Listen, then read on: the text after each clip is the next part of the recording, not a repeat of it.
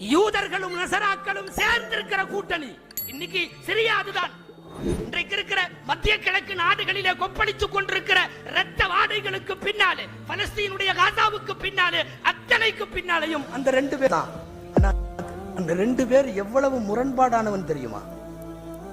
நசாராக்கள் புனிதப்படுத்தி அவர்கள் வணங்கி வழிபடுகிற மரியம் அம்மாவை, கன்னிமேரியை விபச்சாரி என்று சொல்லுகிறான் யூதன். அது யூதனுடைய புத்தகம். அது யூதன் அப்படித்தான் சொல்லுகிறான். அந்த பெண் தவறிழைத்தவள், நஊது பில்லாஹி மின்ஹா.